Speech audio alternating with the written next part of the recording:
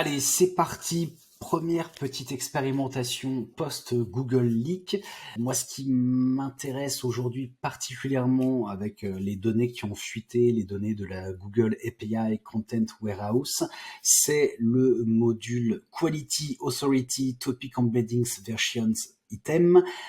Et à l'intérieur de ce module, ce sont les attributs Site Focus Score et Site Radius. Je précise qu'on ne sait absolument pas si ces fonctionnalités sont effectivement utilisées par Google dans son algorithme de classement. On ne sait pas s'ils ont été utilisés un jour, s'ils ont été remplacés depuis, ou si tout simplement c'était juste des tests que faisait Google, mais si en fait ça n'a jamais été utilisé du tout.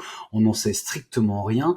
Il n'empêche que moi, ce que je trouve vraiment particulièrement intéressant par rapport à ces documents-là qui ont fuité, en fait, c'est d'essayer de me mettre dans la tête des ingénieurs de Google qui sont en charge de l'algorithme de classement. Donc, la manière dont je dis les choses, et évidemment, tout ce que je vais dire, ce ne sont que des interprétations de ma part, absolument rien n'est validé, c'est juste des tests de ma part, ou en tout cas une manière de m'amuser, quoi, parce que pourquoi pas. Donc, j'ai l'impression, moi, que le Site Focus Score, en tout cas, ce qu'on nous dit, c'est que c'est un chiffre qui vise à identifier à quel point un site est concentré sur un sujet donné. J'ai l'impression que ça veut dire que plus un site publie des pages de qualité sur une thématique donnée, et plus ce score-là va être important, donc le score du site web dans son ensemble va être important, et à l'inverse, plus, et ça c'est le corollaire, donc le site radius, plus un site web publie des pages dont la thématique est très éloignée de la thématique principale du site web, et plus cela viendrait en fait dégrader le site focus score d'un site web, tout simplement parce que ça viendrait en fait diluer la légitimité, l'autorité d'un site web par rapport à sa thématique principale, et donc ça viendrait dégrader sa visibilité dans les pages de résultats sur les requêtes qui sont en lien avec la thématique principale du site web. Et tout simplement parce que en fait Google identifierait qu'il y a aujourd'hui des sites qui parlent de la même thématique, des sites concurrents, mais qui sont beaucoup plus focus sur cette thématique principale, et qu'il faut donc les privilégier par rapport à d'autres sites donc qui se permettent de publier sur un peu des choses qui n'ont pas grand-chose à voir. Alors comment Google fait ça? Alors on sait strictement rien précisément, mais ce qu'on peut voir, parce que c'est tout simplement dans le même module, pardon, c'est que visiblement il utilise des embeddings. Les embeddings, qu'est-ce que c'est exactement? Alors les embeddings, c'est tout simplement en fait une technique qui est très utilisée dans le machine learning et dans le traitement automatique du langage naturel, qui est une sous-branche de l'intelligence artificielle. C'est le fait de transformer en des vecteurs numériques, en une suite de nombres réels, des mots, des phrases, des documents textuels, mais aussi, pourquoi pas, des images ou des vidéos, transformer tous ces éléments-là en des vecteurs numériques, et de les plonger dans un espace multidimensionnel, et de les plonger dans des endroits précis de cet espace-là, et sachant que ces vecteurs-là, ces vecteurs numériques-là, plus ils sont proches les uns des autres à l'intérieur de l'espace multidimensionnel, et plus cela signifie qu'ils ont un contexte, un sens, une signification proche. Et à l'inverse, évidemment, plus ils sont éloignés, plus cela signifie qu'ils n'ont rien à voir avec les autres. La bonne nouvelle avec les embeddings, c'est que si ce genre de choses, il y a encore quelques mois ou quelques années, était vraiment très peu accessible pour le commun des mortels, il fallait vraiment s'y connaître un petit peu en machine learning, en développement web et tout ça. Aujourd'hui, j'ai un peu envie de dire que c'est devenu un peu le b.a.-ba, notamment dans le domaine du SEO, en tout cas que c'est devenu vraiment accessible absolument à tout le monde. N'importe qui peut transformer un site web peut embedder les pages web d'un site web. Et ce que je vous dis est d'autant plus vrai depuis que la dernière version de Screaming Frog, qui est donc un crawler très connu dans le domaine du SEO, est sorti. Pourquoi? Parce que dans cette dernière version, ils intègrent des scripts qu'on peut donc utiliser notamment pour faire de l'embedding. Il nous suffit d'avoir une clé d'API de OpenAI ou de Google Gemini, et on peut transformer en un simple crawl en activant la fonctionnalité JavaScript. On peut embedder toutes les pages web d'un site internet. À quoi ça ressemble des embeddings? Des embeddings, ça ressemble à ceci. Vous voyez que ici, c'est donc une représentation sous la forme de nombres réels du contenu de chacune des pages web. Ce contenu-là, il est embeddé de cette manière-là. Et cette suite de nombres réels, qui sont donc séparés par des virgules, représente leur emplacement dans un espace multivectoriel.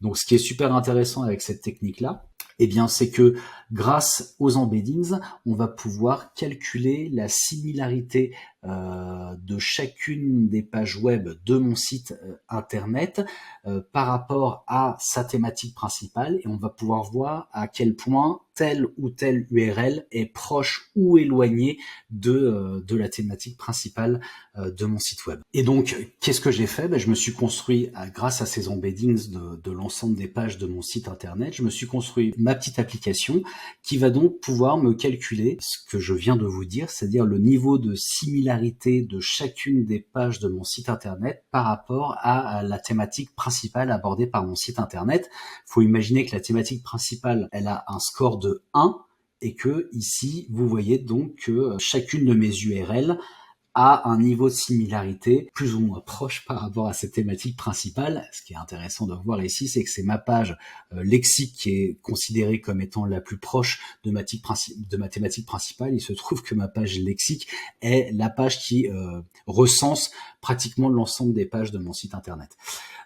Et ici, vous pouvez voir donc une représentation sous la forme d'un graphique de chacune de mes URL, et on peut voir ici en fait que plus une URL est basse dans le graphique, plus cela signifie qu'elle est éloignée de la thématique principale qui, encore une fois, a un score de 1. Et ici, vous avez en pointillé en fait ce que j'ai envie d'appeler le site focus score, c'est-à-dire le niveau en fait de similarité moyen de l'ensemble de mes pages par rapport à ma thématique principale. Ce que je trouve encore une fois intéressant, c'est d'identifier que ma page qui parle de l'histoire de l'intelligence artificielle, sachant que ma thématique principale de mon site internet, c'est le SEO et comment l'IA m'aide à faire du SEO, le fait de rédiger un article qui était en fait l'un des premiers articles que j'avais rédigé sur mon site internet sur l'histoire de l'intelligence artificielle, mon application trouve pas ça ultra pertinent. Moi, ce que je trouve intéressant là-dedans, c'est d'essayer de réfléchir à comment je pourrais faire en sorte d'optimiser mon contenu pour le rapprocher de ma thématique principale. Comment je peux faire un lien entre l'histoire de l'intelligence artificielle et le SEO. Et évidemment, quand on regarde ça, on peut se dire une chose, c'est que si je rapproche toutes les URL qui sont les plus éloignées de ma thématique principale, si je les rapproche en optimisant les contenus, en trouvant des ponts par rapport à ma thématique principale, ça va augmenter le niveau moyen de similarité de toutes les pages de mon site web par rapport à ma thématique principale. Donc ça va augmenter mon site focus score, ce qui est aussi intéressant parce qu'on pourrait l'imaginer, c'est pas ce que j'ai fait là, parce que j'ai simulé en fait un faux nom de domaine, mais on pourrait imaginer en fait prendre plusieurs sites, 5, 10, autant qu'on veut, qui traitent tous de la même thématique, et comme ça, grâce à cette représentation graphique, on pourrait identifier quels sont les sites dont le score de similarité moyen par rapport à leur thématique principale est le plus élevé, et on pourrait comparer ça avec leur niveau de visibilité dans Google, et peut-être constater que plus un site est focus sur sa thématique principale et plus il est visible dans Google, peut-être confirmé ou infirmé. C'est pas un exercice que j'ai fait, mais en tout cas c'est quelque chose que je trouve assez intéressant de visualiser comme ça. Ce qui est encore plus intéressant, me semble-t-il, c'est d'essayer d'aller dans un niveau de granularité, dans un niveau de détail encore plus poussé, parce que si on peut embedder des pages web dans leur ensemble, on peut aussi embedder juste des paragraphes d'un site internet, voire même embedder juste les phrases de toutes les pages de mon site internet et vérifier de cette manière-là quels sont à l'intérieur des pages les paragraphes qui sont les plus éloignés de ma thématique principale ou les phrases qui sont les plus éloignées de ma thématique principale. C'est exactement ce que j'ai fait avec cette autre petite application. Là, tout simplement, ce que j'ai fait, j'ai récupéré donc un crawl de Screaming Frog. Cette fois-ci, j'ai choisi d'embedder directement à partir de mon application en choisissant un modèle d'embedding directement de Gemini parce que je trouve ça plus pertinent. Autant utiliser les fonctionnalités de Google pour tenter d'être au plus proche de leur perception à eux. Et puis j'ai demandé, j'ai à la fois embêté les pages web dans leur ensemble, puis des morceaux de pages web. Ici 80, ça veut dire 80 mots. Donc chaque page a été découpée en 80 mots, puis 80 mots, et à chaque fois ces 80 mots ont été embêtés, puis par phrase. Et comme ça, vous avez à chaque fois le niveau de similarité de chacune des URL prises dans leur ensemble, mais également de chacun des morceaux d'URL pris séparément, leur niveau de similarité par rapport à la thématique principale, et la même chose pour les phrases. Et vous avez donc ce graphique-là, c'est le même que celui qu'on vient de voir, hein, c'est la représentation du niveau de similarité de chacune des pages web par rapport à la thématique principale. La même chose, mais cette fois-ci morceau par morceau.